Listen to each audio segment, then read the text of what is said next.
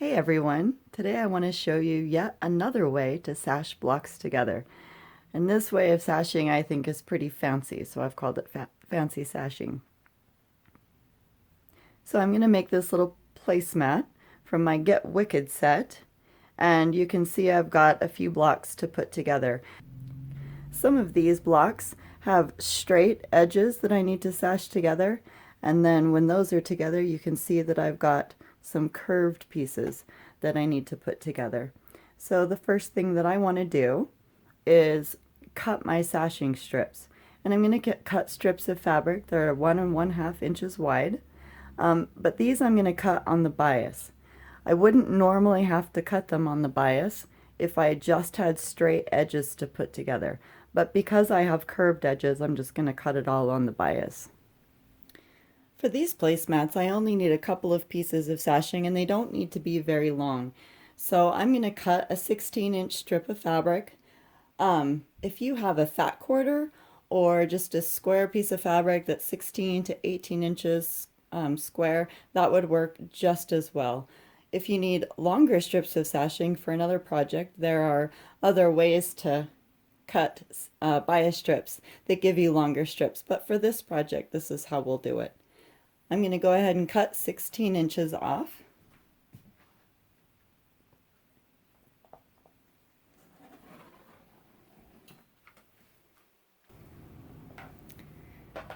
Then I'm going to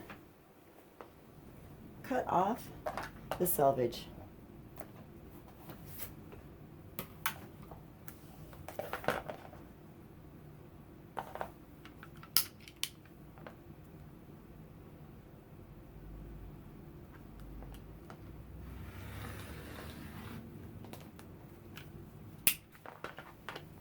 Now I'm going to take my fabric and turn it over because I like to cut on the right side. I don't know why. And I want to fold one corner up to the top. And this line right here is where we want to cut to form our bias sashing. I'm going to line that fold up with one of the marks on my cutting mat, as I like to cut in this direction. And there are other ways to do this. You can use the marks on your cutting mat, you can use the marks on your ruler.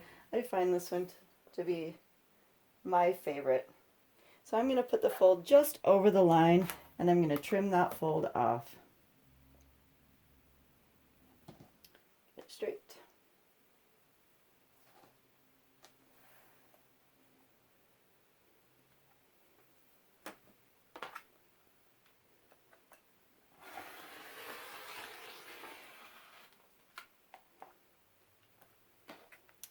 And now I'm not going to move it. And I'm going to move my ruler to 1 1/2 inches.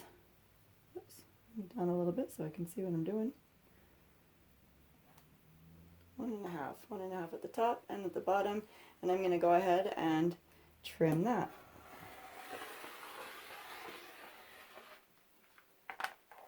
And now I've got, I hate the dull cutting blade. I desperately need to change mine. And now I've got 2 strips of bias sashing that I can use for my placemats. And like I said before, I don't need a bias strip for my straight edges in my placemat, but I am going to go ahead and use it because I've got it all set up to cut, and I'm making more placemats than just that one, so I'm going to cut just a couple more strips. Now at this point, the strips from this fabric are getting pretty short, so I would put that piece aside. But these short pieces are just fine for those little tiny blocks with the straight edges that I want to sash together.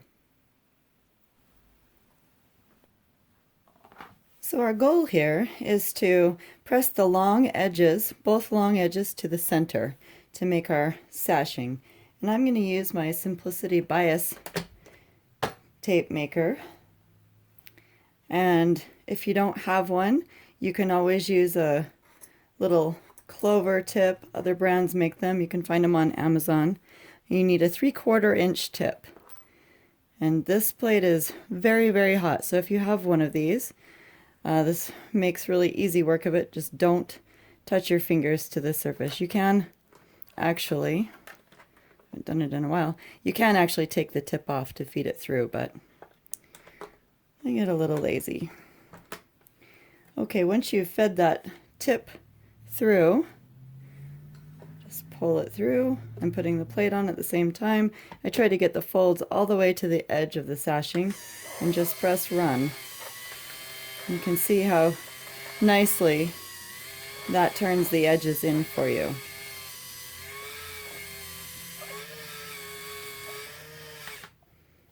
And I'll finish up the rest of those. If you are using one of the hand-held bias tape maker tools, just feed the fabric through. Make sure you've got a 3/4 inch tip. They're simple to use. Just follow the instructions on the back. They do just as good a job as the Simplicity bias tape maker. And as always, you do want to pre-wash, starch, and iron your fabric before you begin. Next, I want to sew the blocks together, and in this particular design, I want to sew the rows together first. So I'll sew those two together, those three together, and those two together. I'll see you at the machine. To join these two blocks, I'm going to set my machine to a zigzag stitch with a width of 7 and a length of 2, and I'm going to butt them up next to each other so they're lined up, and I'm going to just zigzag right down the center. And what I don't want to do is press the blocks really tight together so that they overlap. I just want them right next to each other with no overlapping. Back just a few stitches. And they do tend to want to overlap just a little bit. Try not to let them do that.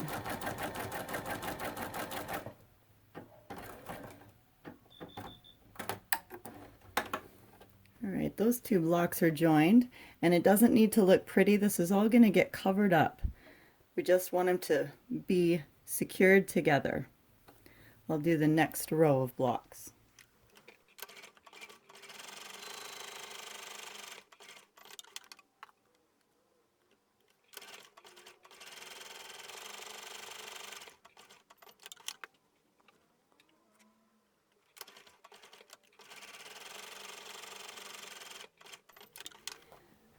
Now that we've got these blocks together, we're going to put the sashing on, and to make sure that we get it nice and straight, you can either pin it, or I like to use a little bit of basting glue. This is glue basted. It's temporary, it washes away, and we just need the smallest little drops of glue. You can also just use Elmer's school glue. It's lovely because it washes away as well. The only difficulty with this is it comes out pretty fast, and we just need the tiniest of drops.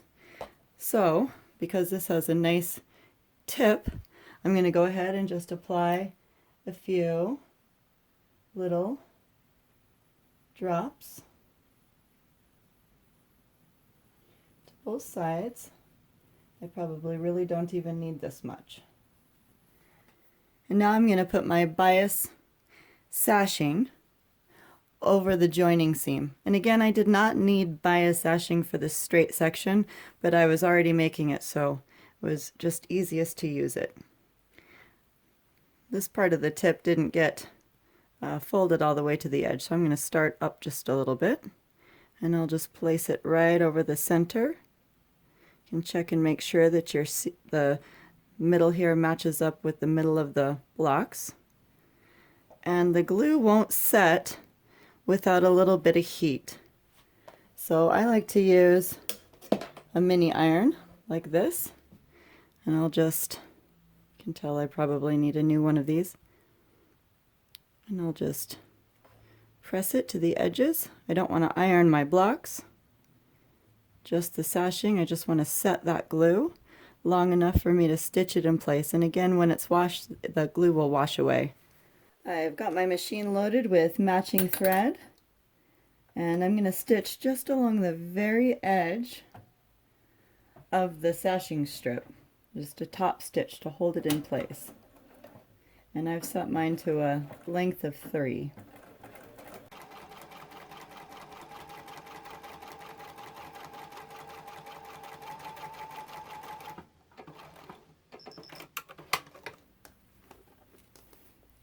Turn it around and do the other side.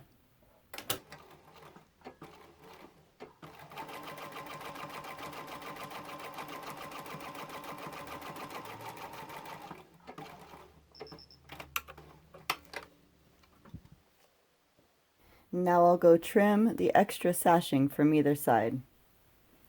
For this straight side, I can use a ruler to trim it. But on this curved edge, I want to match the curve of this piece. So I'll just trim it like that. And that's a nice finish for those 2 blocks. Now I'll do the rest of the rows. Now that all the pieces that make up my rows are sashed together, I can put the actual rows together, and I'm going to do it just the same way. I'll butt them up next to each other and zigzag that joining seam. So again, a width of 7 and a length of 2 to set mine. And I'm not even going to bother changing thread because you're not going to see it once the sashing is stitched over the top of the joining seam.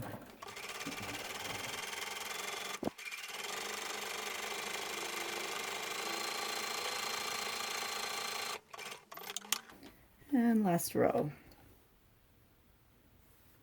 Starting to look like a placemat.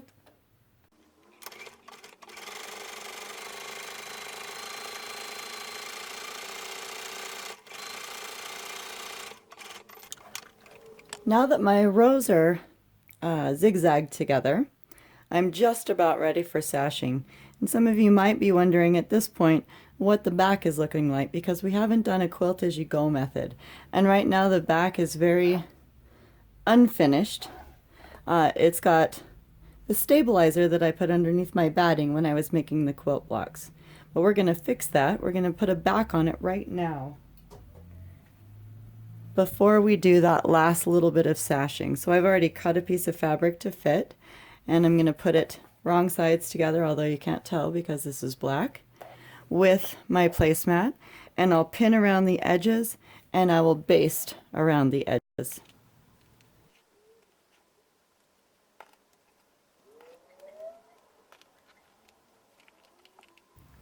And again, since we're not going to see this stitch, I have not changed my thread from purple thread.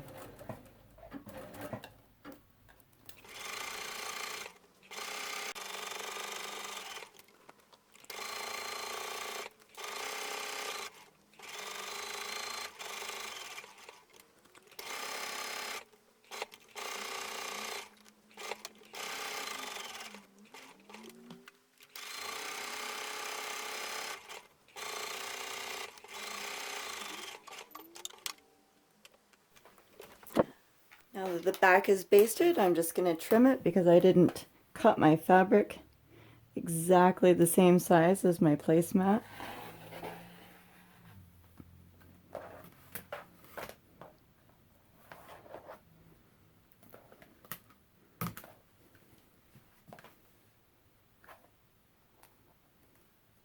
It's really fun trying to trim, by the way, when you've got a camera on a tripod in front of you. Alright, so once the back of my placemat matches the front,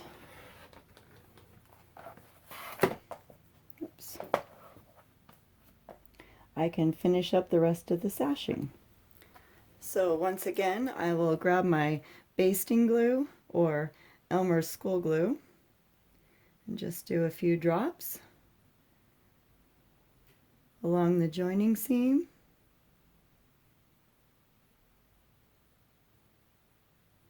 I'm just going to do half at a time here.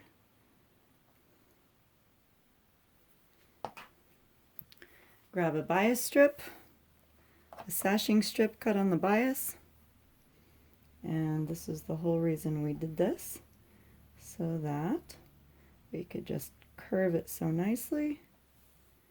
And I'll grab my iron and just set that glue.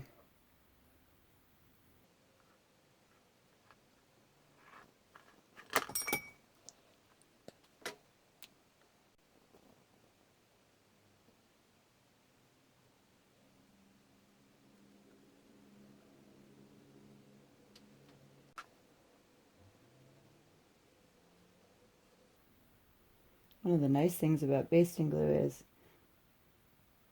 you can pick it up and move it if you need to before you ever sew it in place. So if you don't like the way it looks, even if you've already set it, you can just pull it up and put a little new glue down and do it again. If you do use this basting glue, or with any glue, I'm sure you all know it's really important to take that tip off, take it to the sink, run it under hot water to get the glue out, so the next time you use it, the glue will actually come out of the tip. Quite honestly, I've been lazy and not taken the time to do that, and boy, I regret it. There, now I can go top stitch that, and I'm going to put purple thread in the bobbin just so you guys can see what it will look like on the back.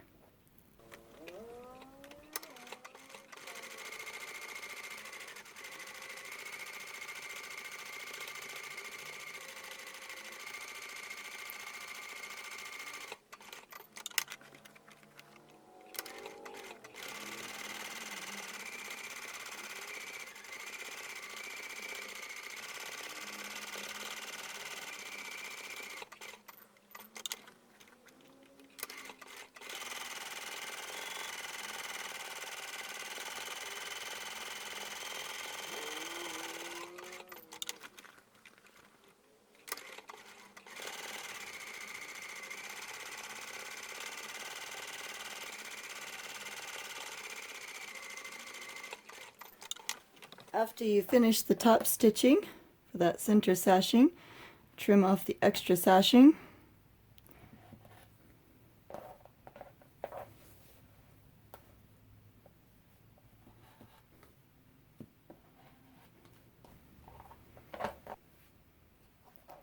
And when we turn it over, you can see how nice the back looks. I want to show you one more thing that you can do with fancy sashing. This placemat, I love the colors, but I think it needs just a little bit more orange. So I'm going to put some orange rickrack trim to highlight my center row. And because I'm not quite sure where I need the glue, I'm going to actually apply the glue to the rickrack, just to the top here. So I'll just put a little dot on each of the points. And then carefully, I'll just set that rickrack in place.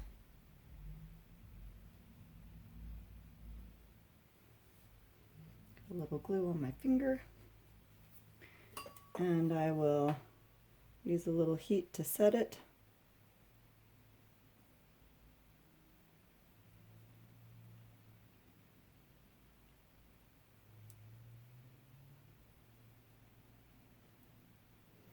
This one takes a little extra bit of heat just because the rickrack is a bit thicker than the sashing that we've been using.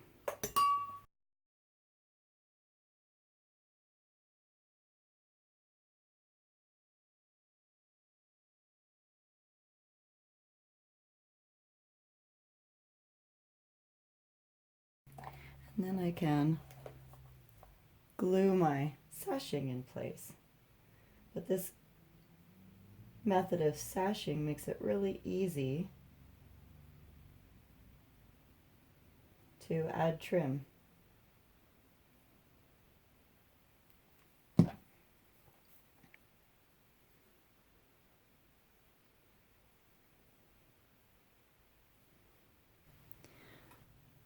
Doesn't that look nice? And it's so easy to add trim with fancy sashing.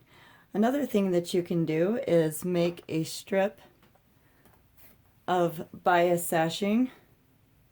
You can use the little 1/2 inch tip or 1/4 inch tip, and you could baste it right along the top for added color if you wanted to do that. Now that I'm done joining the blocks of my placemats with fancy sashing, I'm going to bind them. It's the last step. And I'm going to cut a strip of 1 1/2 inch wide of fabric It does not need to be cut on the bias. It can be cut on the straight grain, and I will fold one long edge under 1/4 of an inch, and then I'll stitch the unfolded edge around the placemat and turn it to the back and hand stitch it finished. If you'd like more information on binding and mitering, take a look at my binding and mitering video. I hope you enjoyed this tutorial. Thanks for watching.